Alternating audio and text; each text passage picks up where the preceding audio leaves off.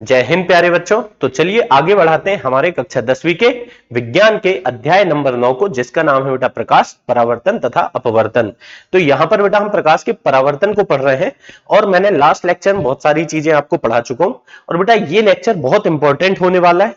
अगर आप चाहते हैं आपसे इस चैप्टर के न्यूमेरिकल बने बेटा, न्यूमेरिकल जो है बिल्कुल बोर्ड परीक्षा में वो भी पूछे जा सकते हैं। तो बिल्कुल बेटा अगर आप चाहते हैं कि आपसे न्यूमेरिकल बहुत अच्छे से बन जाए तो आपके लिए ये लेक्चर बहुत ज्यादा इंपॉर्टेंट होने वाला है। पूरे लेक्चर को ध्यान से देखें और बहुत अच्छे से समझ करके बेटा सारी चीजों को अच्छी तरह से नोट करते चले जाएं। मैं गारंटी देता हूं न्यूमेरिकल भी हम धीरे धीरे करके सीखते चले जाएंगे। बात कर रहे हैं हम गोलीय दर्पण की चिन्ह परिपाटी की। तो बेटा जब चिन्ह परिपाटी की बात करते हैं मतलब कि गोलीय दर्पण में जो परावर्तन होता है उसमें दर्पण से वस्तु की दूरी, दर्पण से प्रतिबिंब की दूरी, जबकि बेटा दर्पण की फोकस दूरी और वक्रता त्रिज्या या वस्तु की ऊंचाई तथा प्रतिबिंब की ऊंचाई, इन सभी राशियों को हम कभी धनात्मक लेते हैं और कभी ऋणात्मक लेते हैं। तो बच्चों मैं यहां पर आपको सिखाने जा रहा हूं कि कब आपको धनात्मक लेना है और कब यहां पर आपको चिन्ह ऋणात्मक लेना है। बहुत ध्यान से समझे। यहां पर बेटा चिन्ह परिपाटी के लिए मैं जिस चिन्ह परिपाटी का उपयोग करूंगा उसे हम कहते हैं कार्तीय चिन्ह परिपाटी। गणित में बेटा इसका उपयोग आप लोग 6वीं 7वीं से लगातार करना सीख जाते हैं। तो चलिए देखते हैं। पहले मैं आपको बताता हूं कि गणित में होता क्या है। गणित में बेटा इस तरह से आप दो अक्ष बनाते हैं। ये जो होता है ऊर्ध्वाधर वाला, ज्यादातर हम इसे एक्स अक्ष वाई अक्ष कहते हैं बेटा, जबकि ये जो क्षैतिज वाला होता है इसे हम एक्स अक्ष मानते हैं। ये होता है हमारा एक्स अक्ष और बच्चों ये होता है वाई अक्ष। अब होता क्या है, एक्स अक्ष में दाहिनी ओर जो भी भौतिक राशियां हैं वो बेटा धनात्मक लिखी जाती हैं, मतलब कि यहां पर बीचों बीच ये मूल बिंदु है और मूल बिंदु के दाईं ओर, ठीक है बेटा, मूल बिंदु के दाहिने ओर जो भी राशियां हैं वो धनात्मक होती हैं, जबकि बाईं ओर की राशियां सारी कैसी होती हैं, ऋणात्मक। ठीक है बच्चों। इसी तरह से वाई अक्ष में मूल बिंदु के ऊपर की ओर राशियां जो होंगी वो धनात्मक यानी कि पॉजिटिव होंगी और नीचे की ओर जो राशियां होंगी बच्चों वो ऋणात्मक यानी कि नेगेटिव होंगी। तो इस तरह से होता है गणित का कार्तीय चिन्ह परिपाटी। और ऐसे ही बेटा बिल्कुल इसी का उपयोग करके हम किसी दर्पण की चिन्ह परिपाटी को भी समझ सकते हैं। अब यहां पर मेरे पास एक गोलीय दर्पण है जिसके लिए मैं ये चिन्ह परिपाटी समझना चाह रहा हूं। अब बेटा ये दर्पण आपके उत्तल दर्पण भी हो सकता है और अवतल भी हो सकता है। मान के चलिए ये एक अवतल दर्पण है जिसके लिए चिन्ह परिपाटी में समझना चाह रहा हूं। तो बच्चों मैंने ये दर्पण लिया। अब इसमें मैं क्या करता हूं, कुछ इस तरह से एक्स अक्ष और वाई अक्ष बनाता हूं बच्चों। एक हमने बनाया क्या, एक्स अक्ष, और एक बनाया क्या बेटा, वाई अक्ष। तो दर्पण में सबसे पहली बात जो मैं आपको बताने वाला हूं जो बहुत काम की है बेटा, कि दर्पण की सभी दूरियां कहां से मापी जाती हैं, उसके ध्रुव से। ध्रुव यहां कहीं होगा बेटा मध्य बिंदु में, यानी कि ये जो मूल बिंदु है ये होगा ध्रुव। ठीक है। और ध्रुव से ही हम क्या करते हैं, सारी दूरियां मापते हैं। तो यहां से पहली शिक्षा हमें यह प्राप्त होती है क्या बेटा, कि किसी गोलीय दर्पण की सभी दूरियां, गोलीय दर्पण की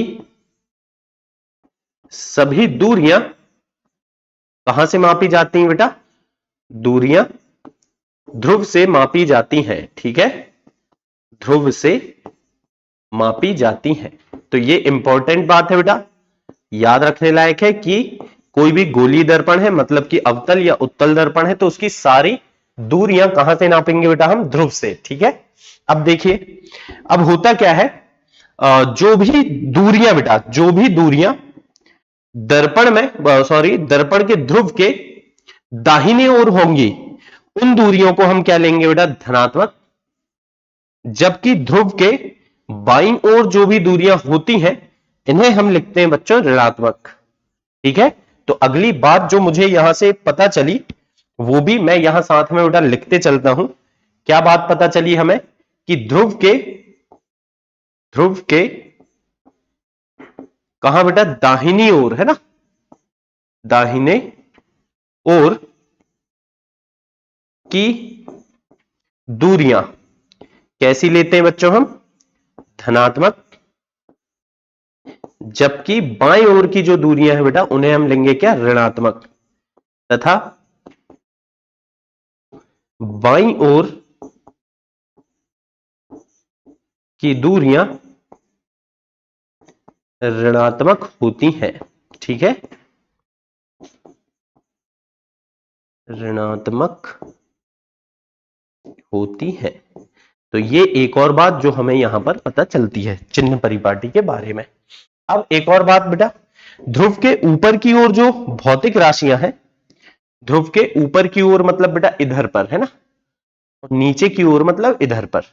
तो ध्रुव के ऊपर की ओर जो भौतिक राशियां होती हैं बच्चों, उन्हें हम लेते हैं धनात्मक। ध्रुव के ऊपर की ओर जो होंगी वो होंगी क्या, धनात्मक, और बेटा ध्रुव के नीचे की ओर जो होंगी वो होंगी ऋणात्मक। ठीक है, तो चलिए इस बात को भी हम यहां पर लिख लेते हैं बेटा। अगली बात मैं यहां पर लिख दे रहा हूं, क्या, ध्रुव के ऊपर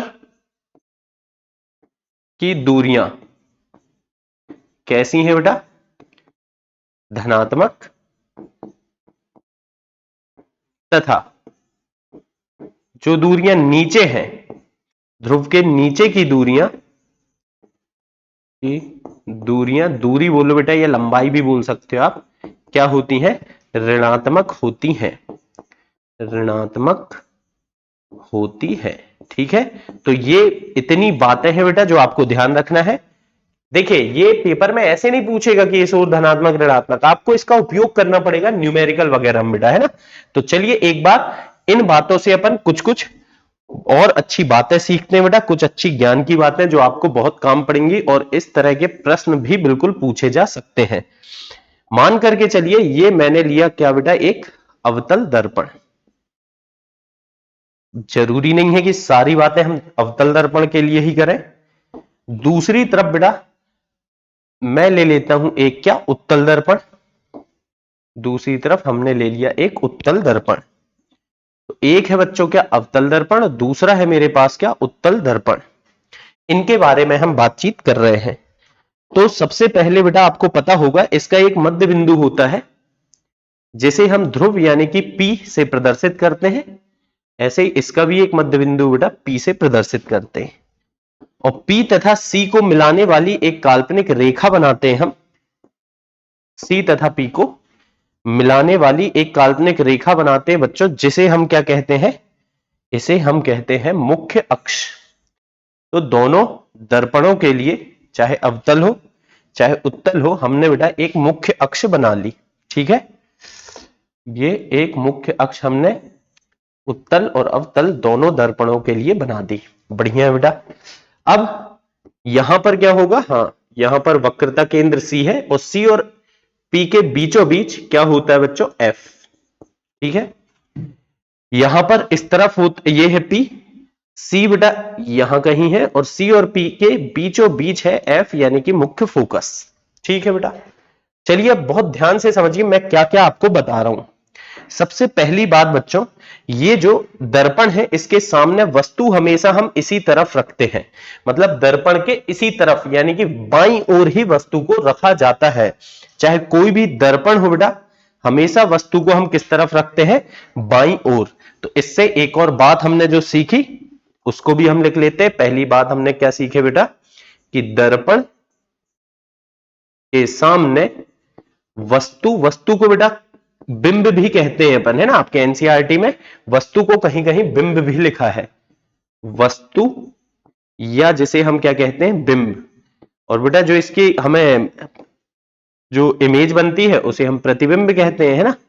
तो वस्तु या बिंब को सदैव किस तरफ रख रहे हैं बेटा, हम बाईं ओर रखा जाता है। बढ़िया है, बाईं ओर रखा जाता है। दूसरी बात, चलिए अब दूसरी बात करते हैं अपन। दूसरी बात यह है बेटा कि जो वस्तु की दूरी है, वस्तु की दूरी हमेशा हम कितनी मानते हैं बेटा, ध्रुव से वस्तु की दूरी हमेशा u से प्रदर्शित की जाती है। इसे हम किससे प्रदर्शित करेंगे बेटा, स्मॉल u। वस्तु की दूरी हमेशा स्मॉल u से प्रदर्शित की जाती है। यह आपको बेटा ध्यान रखने लायक बात है, अच्छी बात है। अब दर्पण से दूरी बोलो चाहे ध्रुव से दूरी बोलो, बात एक ही होती है बेटा। तो कभी भी वस्तु की दूरी को हम u से प्रदर्शित करते हैं। ये भी बेटा अच्छी इंपॉर्टेंट बात है, आप लोग ध्यान रख सकते हैं, है ना। तो ध्यान रखना बेटा, दर्पण से या बोल सकते हैं दर्पण के ध्रुव से, दर्पण से बोलो बेटा, या चाहो तो ध्रुव से बोलो, क्योंकि ध्रुव से ही सारी दूरियां नाप रहे हैं, तो इसलिए आप लिखो दर्पण से या ध्रुव से, बात एक ही होगी। वस्तु की दूरी, वस्तु की दूरी क्या मानते हैं बेटा, हमेशा हम u मानते हैं। और u कैसा होगा, देखिए हमेशा इसी तरफ रहेगा बाईं ओर, u हमेशा बाईं ओर रहेगा, तो यानी वस्तु हमेशा इस तरफ होगी बेटा, बाएं हाथ की तरफ, यानी कि इसका चिन्ह कैसा होगा, हमेशा ऋणात्मक, हमेशा बेटा नेगेटिव यानी कि ऋणात्मक होगा। तो कुल मिला के हमें एक और शिक्षा प्राप्त हुई कि दर्पण से वस्तु की दूरी हमेशा हमें कैसी ले लेनी है, ऋणात्मक यानी कि नेगेटिव। ठीक है बेटा। दूसरी बात, दर्पण से वस्तु की दूरी आपने ऋणात्मक ले लिया। चलिए अब देखते हैं बेटा, दूसरी एक और दूरी की बात कर रहा हूं मैं यहां पर, ध्रुव से बेटा फोकस के बीच की दूरी, ये जो है यहां भी देख सकते हैं आप, ध्रुव से फोकस के बीच की दूरी है, फोकस दूरी है ना। ध्रुव से फोकस के बीच की दूरी बेटा, फोकस दूरी स्मॉल f से हम इसे प्रदर्शित करते हैं। तो फोकस दूरी देखिए, इसकी फोकस दूरी इस तरफ है, यानी बाईं ओर है, बाईं ओर है मतलब बेटा ये ऋणात्मक होगी, ये फोकस दूरी कैसी होगी, ऋणात्मक। जबकि इसकी फोकस दूरी दाएं ओर है, मतलब बेटा ये होगी धनात्मक। ठीक है ना। तो तीसरी बात क्या बेटा, कि अवतल दर्पण की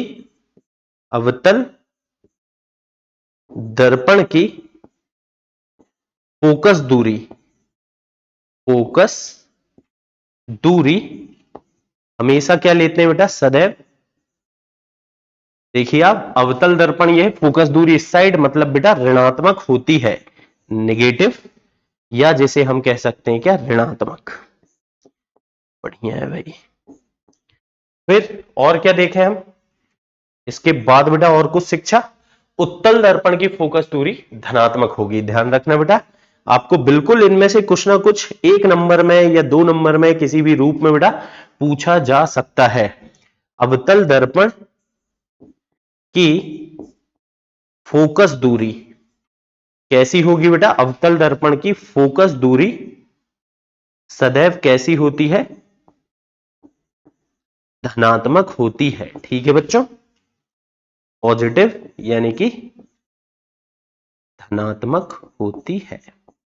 तो ये कुछ बहुत अच्छी अच्छी बातें हमें सीखने को मिल रही हैं बेटा इस टॉपिक में, और ये बिल्कुल आपको अलग अलग रूप में बोर्ड परीक्षाओं में पूछी जाती हैं। चलिए और देखते हैं हम। अब देखिए एक और दूरी की बात मैं यहां पर कर रहा हूं, सी से लेकर बेटा पी के बीच की दूरी, यानी ध्रुव और वक्रता केंद्र की जो दूरी है बच्चों, इसे हम प्रदर्शित करते हैं किससे, आर से। यह कहलाती वक्रता त्रिज्या। इसी तरह से यहां पर भी P तथा C के बीच की दूरी है, इसे बेटा हम R से प्रदर्शित करते हैं, और यह कहलाती वक्रता त्रिज्या। अब देखिए, अवतल दर्पण की वक्रता त्रिज्या बाईं ओर है, तो बेटा क्या होगी, ऋणात्मक होगी। और जबकि उत्तल दर्पण की वक्रता त्रिज्या दाईं ओर होने के कारण बेटा धनात्मक होगी। ठीक है।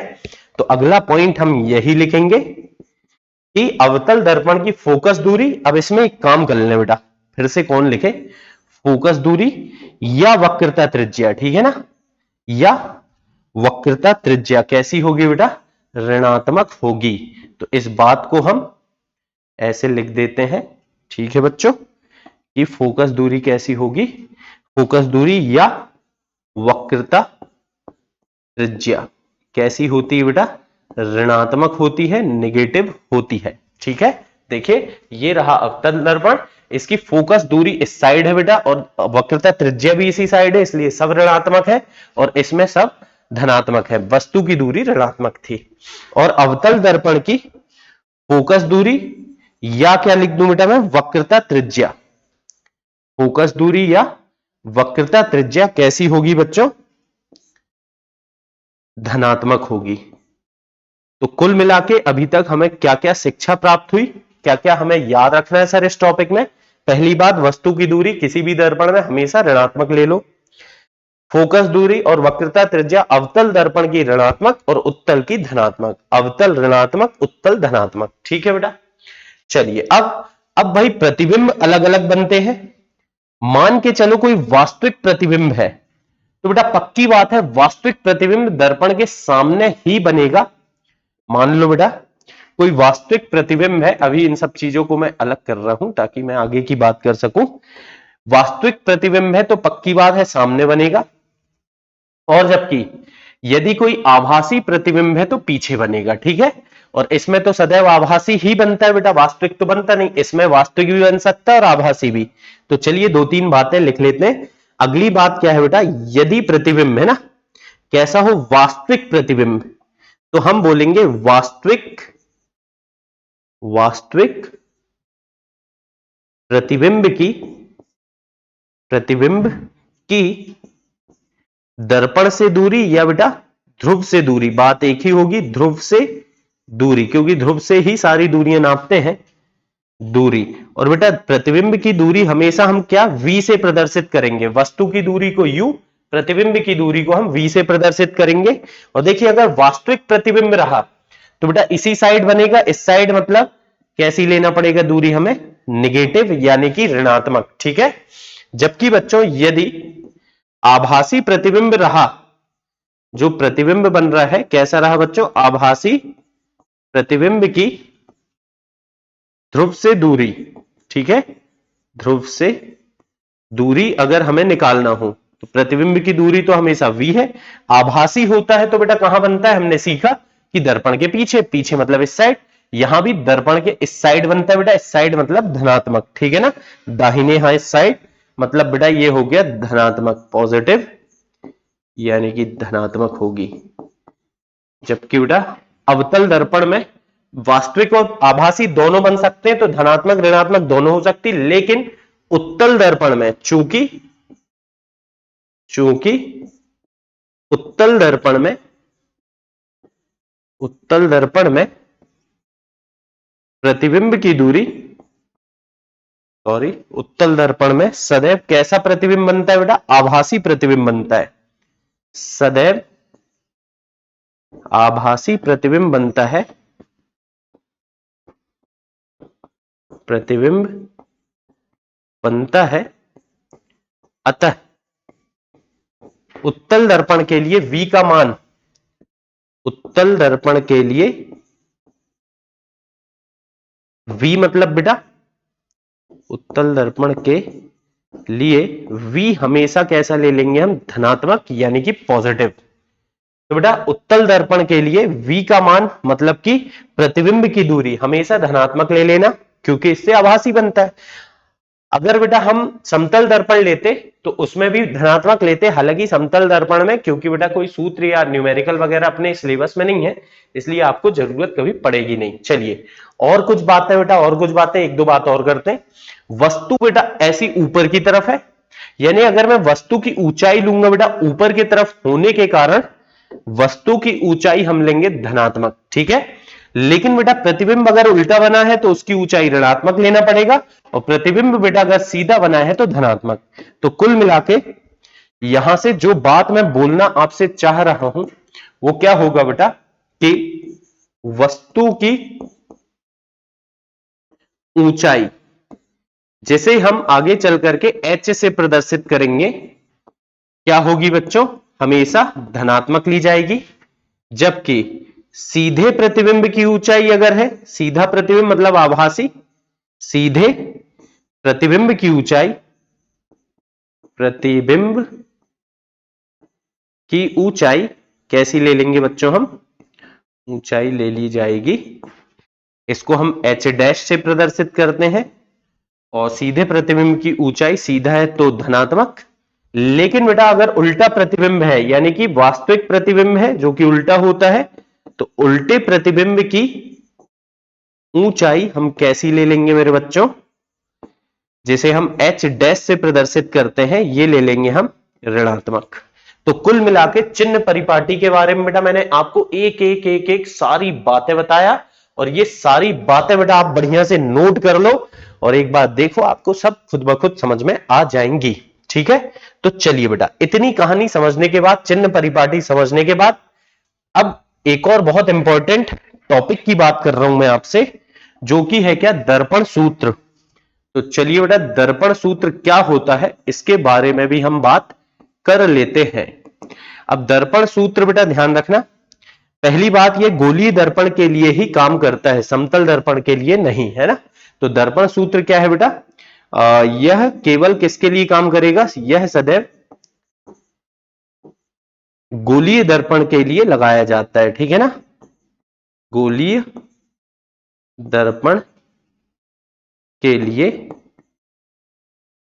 प्रयुक्त होता है, मतलब अगर समतल दर्पण में आपने ये लगा दिए तो गड़बड़ हो जाएगी बेटा। गोलीय दर्पण के लिए प्रयुक्त होता है, ठीक है। ये पहली बात। बात नंबर 2 कि ये है क्या बेटा, तो दर्पण सूत्र क्या है इसको समझते हैं अपन। अब मान लो यदि किसी दर्पण की फोकस दूरी कितनी है बेटा, v है, ठीक है। सॉरी, फोकस दूरी बच्चों f, छोटे f से प्रदर्शित की जाती है। तो हमने कोई दर्पण लिए, कोई गोलीय दर्पण लिए जिसकी फोकस दूरी कितनी बेटा, स्मॉल f, ठीक है, दर्पण की, या यहां लिख सकते हो गोलीय दर्पण की, ठीक है ना। बात एक ही होगी हालांकि, क्योंकि हम गोलीय दर्पण की ही बात कर रहे हैं, मैंने पहले ही लिख दिया ये बात।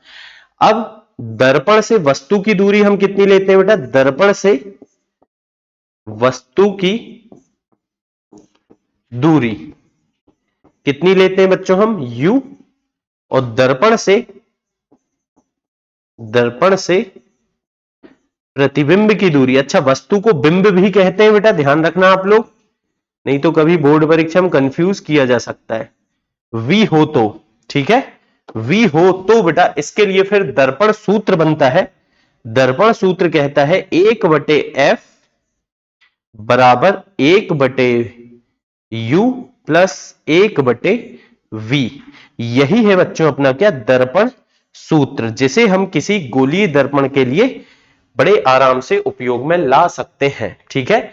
f क्या है बेटा, फोकस दूरी, u क्या है, वस्तु की दूरी, दर्पण से वस्तु की दूरी, और v क्या है बेटा, दर्पण से प्रतिबिंब की दूरी, ठीक है। तो याद रखें बेटा इतनी बात को। यहां पर मैं बता दूं, यही सूत्र क्या है अपना, दर्पण सूत्र। गोलीय दर्पण मतलब बेटा अवतल और उत्तल दोनों के लिए यह काम में लाया जा सकता है। और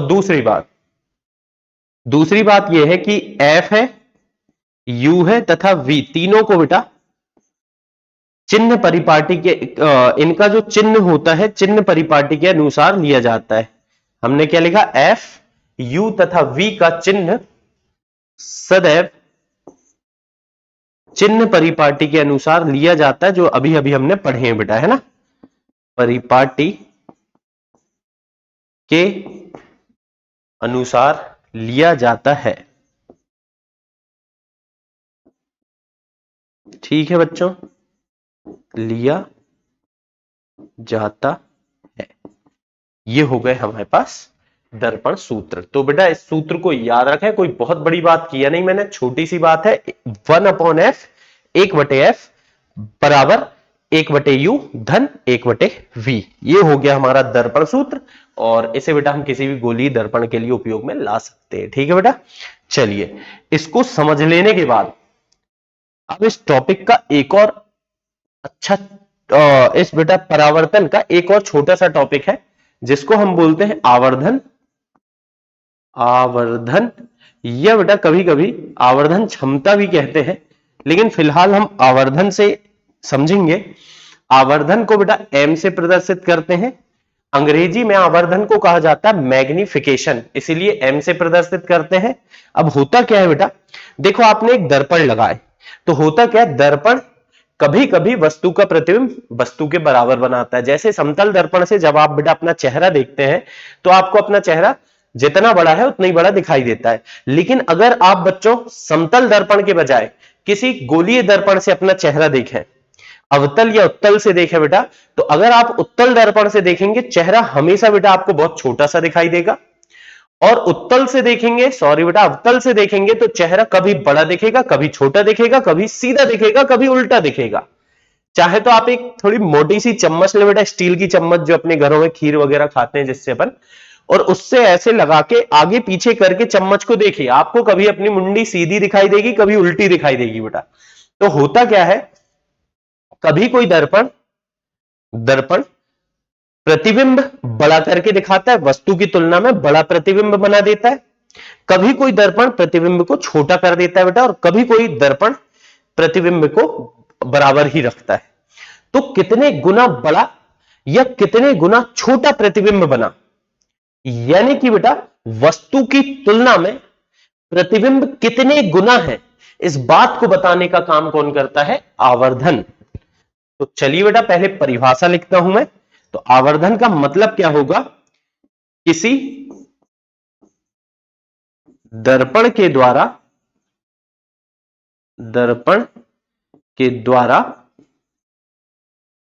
बनाया गया प्रतिबिंब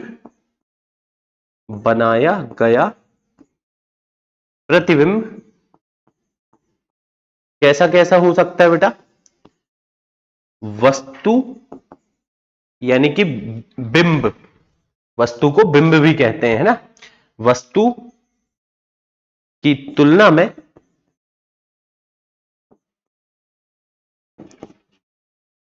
छोटा भी हो सकता है बेटा, बड़ा भी हो सकता है, या बराबर भी हो सकता है, या बराबर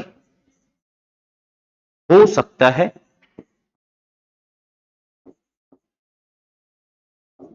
ठीक है बेटा।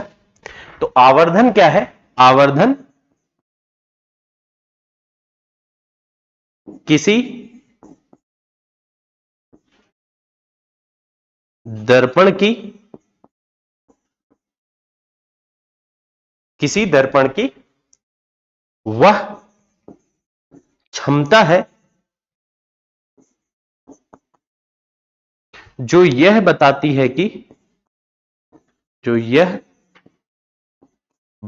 है क्या बताती है बेटा, कि दर्पण द्वारा बनाया गया प्रतिबिंब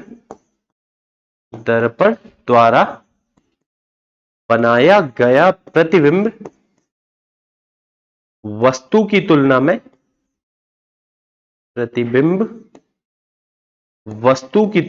कितने गुना,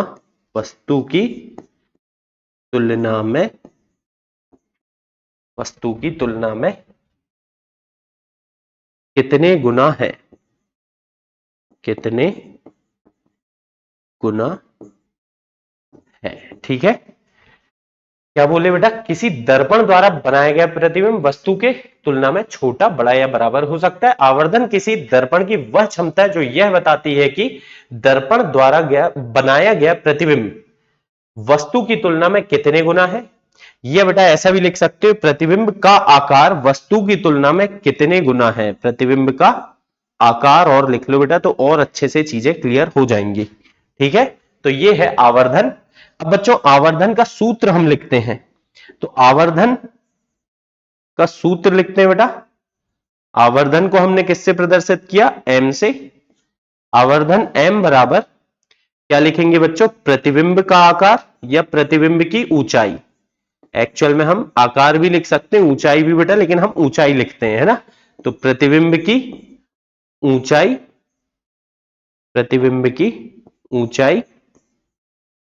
और बच्चों बटे में क्या आ जाएगा, वस्तु की ऊंचाई। ठीक है, ये होता है बेटा आवर्धन। या इसे हम शॉर्ट में लिखना चाहते हैं, इतना बड़ा बड़ा बेटा कौन लिखेगा, m बराबर प्रतिबिंब की ऊंचाई को हम h डैश से प्रदर्शित करते हैं, जबकि वस्तु की ऊंचाई को हम h से प्रदर्शित करते हैं, और ये एक बढ़िया सा आवर्धन का सूत्र बन जाता है, m बराबर h डैश बटे h। लेकिन बच्चों अगर कभी कभी आपको प्रतिबिंब की ऊंचाई नहीं पता, वस्तु की ऊंचाई नहीं पता, तो आवर्धन कैसे निकालोगे, तो बेटा वस्तु की दर्पण से दूरी तथा प्रतिबिंब की दर्पण से दूरी के द्वारा भी हम आवर्धन निकाल सकते हैं।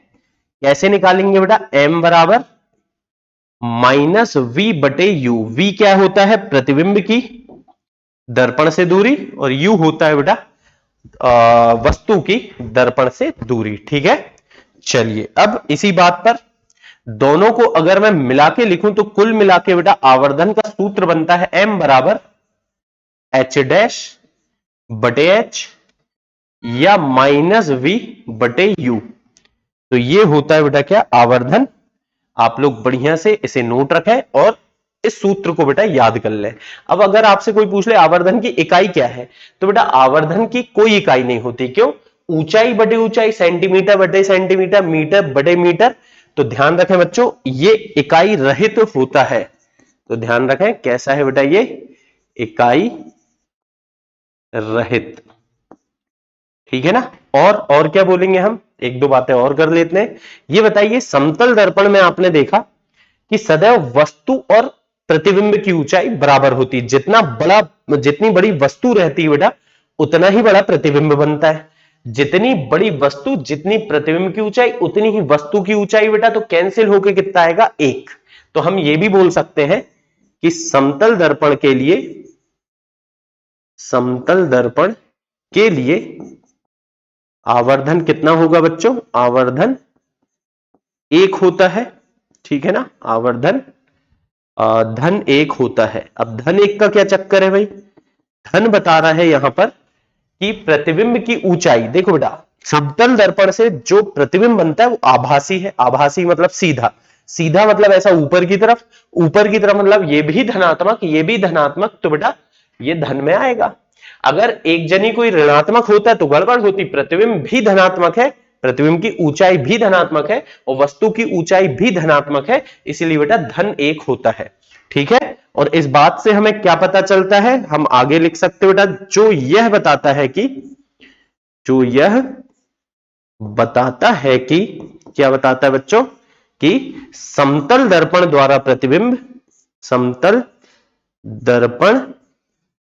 द्वारा बना प्रतिबिंब कैसा होगा बेटा? सदैव सीधा होगा। और कैसा होगा? वस्तु के बराबर, है ना? सदैव सीधा तथा वस्तु के बराबर होता है।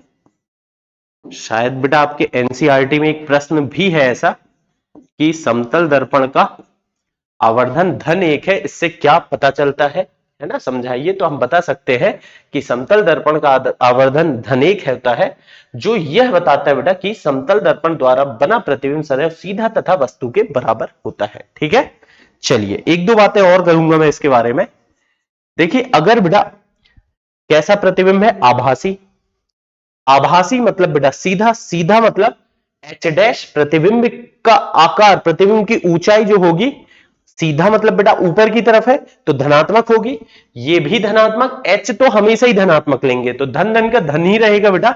मतलब हम बोलेंगे आभासी प्रतिबिंब के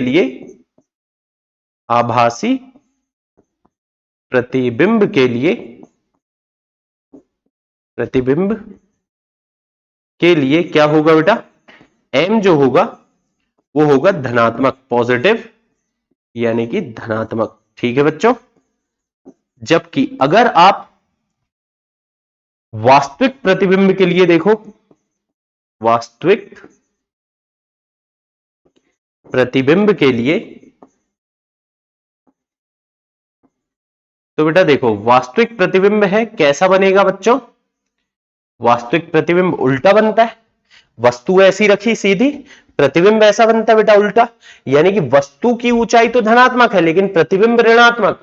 तो ऋणात्मक बटे धनात्मक करोगे बेटा तो ऋणात्मक यानी कि नेगेटिव आएगा, ऋणात्मक ही आएगा। इस तरह से हम बोल सकते हैं कि एक समतल दर्पण का आवर्धन धन 1 होता है, आभासी प्रतिबिंब के लिए आवर्धन धनात्मक होता है, वास्तविक प्रतिबिंब के लिए आवर्धन ऋणात्मक होता है। अगर बेटा कभी पूछ ले कि किसी गोलीय दर्पण का आवर्धन ऋणात्मक है तो ये किस तरह का प्रतिबिंब बनाएगा, तो हम बोल देंगे बेटा आवर्धन ऋणात्मक है तो वास्तविक प्रतिबिंब बनेगा, उल्टा प्रतिबिंब बनेगा। जबकि अगर m धनात्मक है तो आभासी प्रतिबिंब बनेगा और सीधा प्रतिबिंब बनेगा।